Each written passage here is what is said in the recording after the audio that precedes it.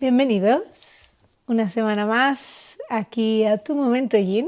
Y para los que lleváis aquí ya algunas semanas, muchísimas gracias por estar aquí, por estar presentes, por escuchar, por dejar comentarios y sobre todo pues por la gran paciencia que siempre tenéis episodio tras episodio. Y si acabáis de llegar, bienvenidos a este podcast donde básicamente hablamos, creo que ya un poco de todo. Ya he dicho muchas veces que el podcast fue creado básicamente para dar visión a todos esos profesionales del bienestar, esos profesionales que sostienen espacios. Y ya no solo eso, sino que al final en el podcast ha acabado viniendo profesionales de casi todos los sectores. Y eso es lo que me llena, ¿no? Al final, que podamos hablar aquí abiertamente de tú a tú. Y realmente el podcast sigue funcionando gracias a vuestras propuestas, porque todo lo que hablo aquí normalmente han sido propuestas vuestras. Así que si hay algún tema que crees que podría ser interesante, si eres alguno de estos profesionales o una persona que sostiene espacios o que tiene algo interesante que contar, aquí te espero en Tu Momento Yin. Os dejo mi correo electrónico siempre en notas donde podéis escribirme, poneros en contacto. Y me encanta leeros, me encanta leer vuestros mails sobre propuestas, sobre inquietudes o sencillamente sobre reflexiones. Y hoy el episodio básicamente es una reflexión. Y es una reflexión porque lo he estado pensando mucho, estoy preparando un curso, la segunda edición de Emoyin ya, que lo voy a lanzar seguramente a principios del 2027.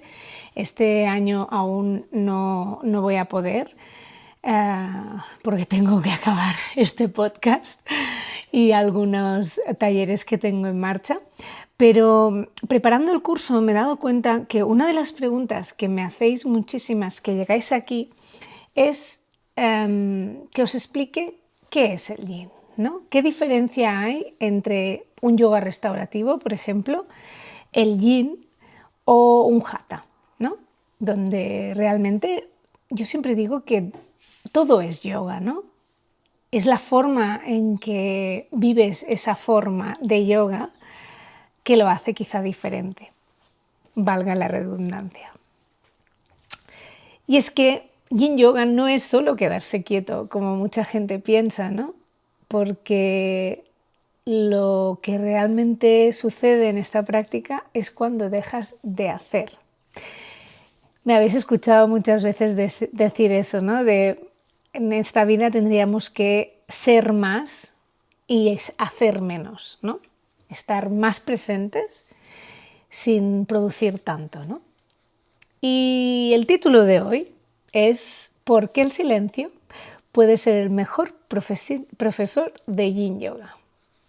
Y es un título que le he dado bastantes vueltas porque para mí el silencio ha sido mi gran profesor de Yin Yoga.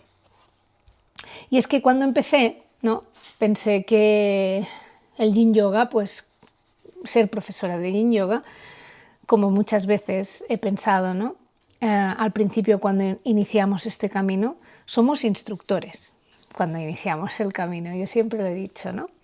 Nos limitamos a guiar posturas, mantenerlas durante varios minutos y asegurarnos pues, que nuestros alumnos lo hacen con seguridad, ¿no? Pero hay un clic cuando ya llevas años de esta práctica y te das cuenta que lo más importante del Yin Yoga es lo que está sucediendo en esa postura, ¿no? Y lo que sucede mientras estamos permaneciendo en ella, ¿no? Que es uno de los contratos del Yin Yoga. Si has escuchado mi último podcast, que me encantaría que fueras a las 4 fases del Yin Yoga, que es algo que me gusta mucho hablar de ello en las clases. Si te lo has perdido, te lo recomiendo que lo mires también porque ahí hablamos de cosas interesantes también de esta práctica. Pero hoy vamos a focalizarnos en lo que ha cambiado completamente la forma en la que enseño Yin Yoga. Y es la diferencia entre estar inmóvil y estar realmente presente.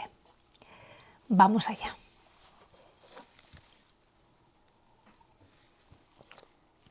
Y empezaré por lo más fácil. Quedarse quieto no significa estar presente. Y esta frase es bastante potente porque muchas personas llegan a las clases y piensan, bueno, solo tengo que aguantar aquí 5 minutos sin moverme y ya.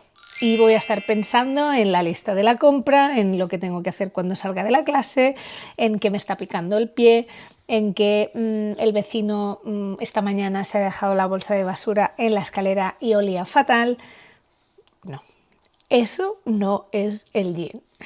Y ya que puedes permanecer perfectamente inmóvil, ¿no? Pero realmente no estás aquí. El cuerpo está quieto, eso es seguro, pero la mente no.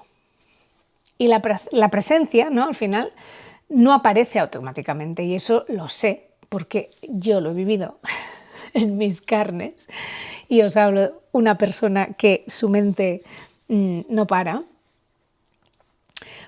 porque la presencia no aparece porque dejemos de movernos. Eso está ahí clarísimo.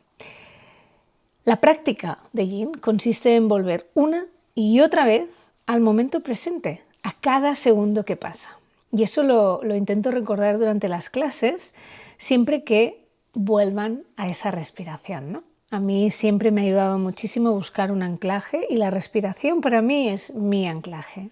Visualizar mentalmente esa respiración, ¿no? Que estoy inhalando y estoy exhalando y que estoy ahí, buscando ese anclaje. Hay muchas personas que buscan anclajes físicos. Lo he visto en mis clases, que tocan el suelo y buscan ese momento de presencia, o se tocan ellas mismas, o se cogen una mano, o sencillamente se tocan la cara, ¿no? Todo vale. Y es buscar ese momento de anclaje donde tú mismo te dices, estoy aquí, estoy bien, estoy seguro y estoy presente. Eso, una de las partes principales. Luego, otra parte, para poder generar esa conciencia para mí, es la intensidad, ¿no? Con la que practicamos. Cuando menos intensidad generamos, existe más conciencia. No sé si me he explicado bien. Porque realmente vivimos en esa cultura de continuamente estar produciendo, de donde todo lo que hacemos consiste en hacer más, ¿no? En llegar a más, en producir más, en ser más. Más intensidad, más estiramiento, ¿no? En el mundo del yoga quizás si lo llevamos más ahí, pero muchas veces, para mí, como yo lo vivo, ocurre exactamente lo contrario. Cuando disminuyes esa intensidad, el sistema nervioso deja de defenderse.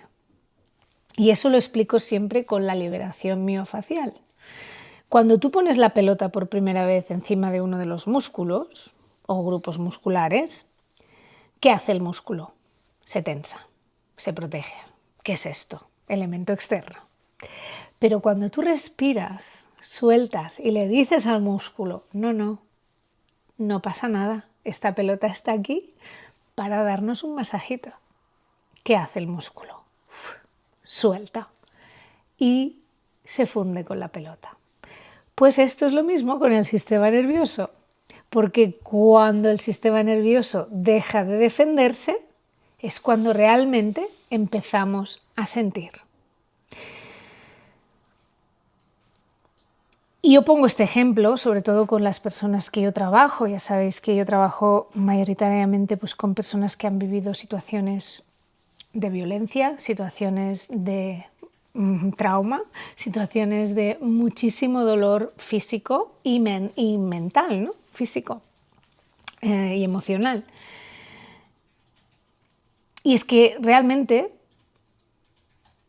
un cuerpo siente amenaza y cuando siente esa amenaza, deja de sentir, ¿no? Es como si entra en el modo de congelación.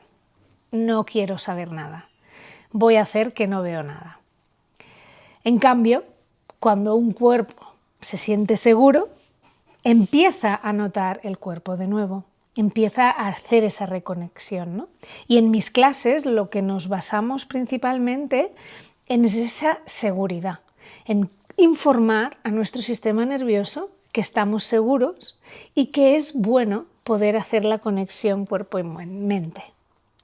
Y por eso la conciencia, cuando bajamos la intensidad, cuando bajamos esa fuerza, conecta un poquito más. No sé si me he explicado, ¿eh? Intento poner orden, lo que pasa es que siempre me acabo yendo por arriba y por abajo, pero me refiero a eso, que la conciencia en Yin Yoga, para mí, la trabajo desde la producción de hacer menos, la no producción, básicamente. Y hay un tema muy bonito, os he introducido ya el sistema nervioso, ¿no? Y es el sistema nervioso del profesor, que también enseña mucho, evidentemente. Porque los alumnos, los practicantes que están con nosotros, las personas que están en esta sala, también sienten nuestra energía, sienten cómo estamos, sienten cómo vibramos, ¿no? Y si como profesor tú entras acelerado o acelerada a la clase, ellos lo perciben. Si tienes prisa, ellos también lo perciben.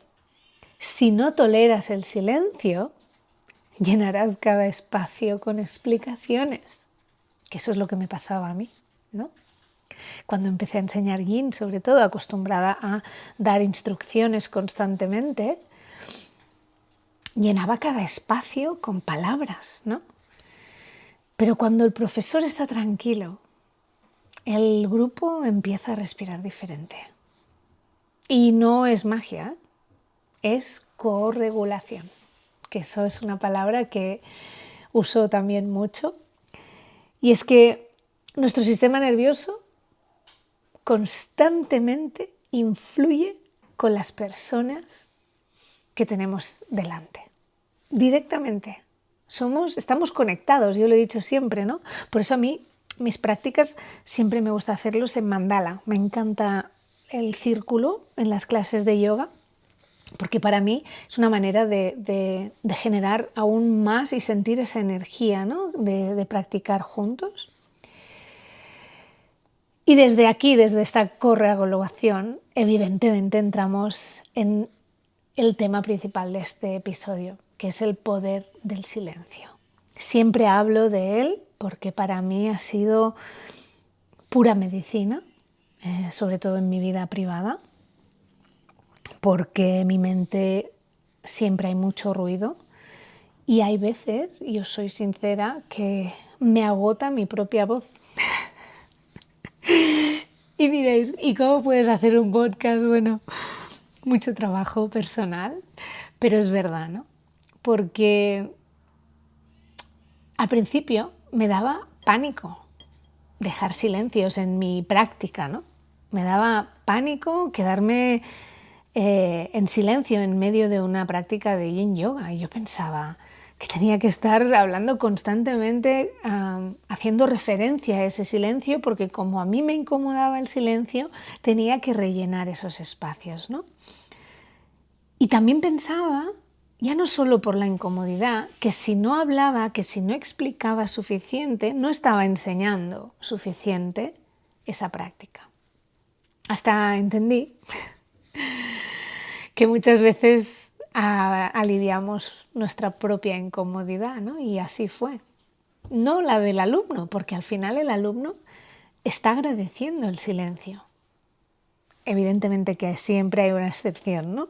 Pero el silencio permite que aparezcan un montón de cosas que no conocíamos, que desconocíamos, ¿no? Y yo siempre hablo de la incomodidad del silencio, es nuestro mayor profesor. Y en el Yin Yoga es así, esa incomodidad, ¿no? De estar contigo en esa observación, en ese momento de autorregulación, ¿no? Porque al final nos estamos autorregulando. Y es que hablar demasiado puede romper la experiencia de una buena clase de Yin Yoga.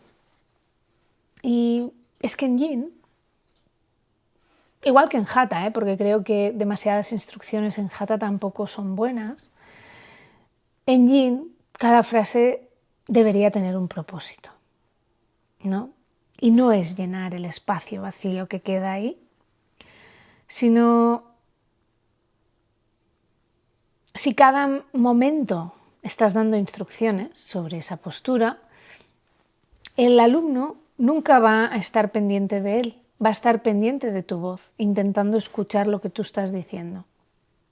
Y hay momentos donde la mejor instrucción es ninguna.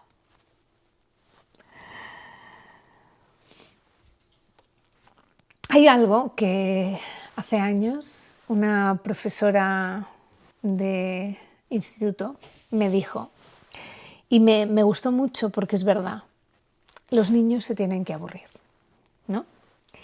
Y yo en mis clases ahora siempre hablo del aburrimiento como una puerta, ¿no? Porque vivimos hiperestimulados. Estamos en constante contacto con pantallas, ruidos, sonidos, personas y nuestra vista, nuestro oído, nuestro olfato, nuestro gusto no descansa nunca. Cuando desaparece el móvil, cuando desaparecen las pantallas, la música, aparece el aburrimiento. Y muchas personas quieren salir de la postura justo en ese momento.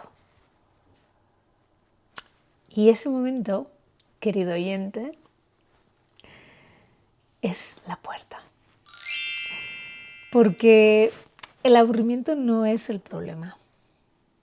Recuerda, la puerta.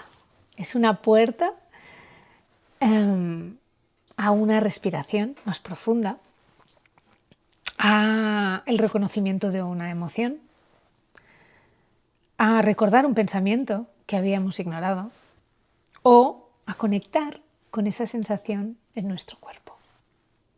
Porque el Yin, queridos oyentes, es así de poderoso. En el momento en que quieres salir de la postura, estás a punto de abrir una puerta que te puede llevar a una nueva dimensión de tu práctica. Y es que una de las lecciones que también me enseñó el Yin es que el Yin desafía a las personas muy exigentes. Y eso lo he visto una y otra vez. No solo conmigo, sino con gente que he practicado yoga, ¿no? Las personas acostumbradas a conseguir objetivos siempre me preguntan, ¿no? ¿Lo estoy haciendo bien? ¿Estoy en la postura correcta? ¿No? Y eso es algo que me gusta mucho que me digan en Yin, ¿no? Porque yo lo digo, es que el Yin hay muchas formas y todo el mundo va a conectar diferente en cada postura. Y a mí me encantan las clases de Yin, ya lo dije la última vez, porque 10 personas, 10 posturas distintas 10 formas distintas de una misma postura, ¿no? Y es que en Yin esa pregunta para mí pierde el sentido, porque el éxito de esta práctica no es llegar más lejos, ni conseguir esa postura. Es poder escucharte, es poder observar en la incomodidad. Porque el Yin Yoga no premia a quien más aguanta. premia a quien aprende a respetarse. Y eso es una de las iluminaciones que me dio el Yin Yoga, ¿no?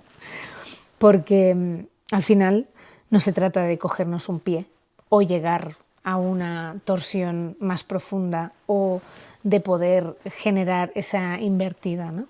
No. Se trata de la sensación que tú estás experimentando y de lo que te hace sentir esa sensación.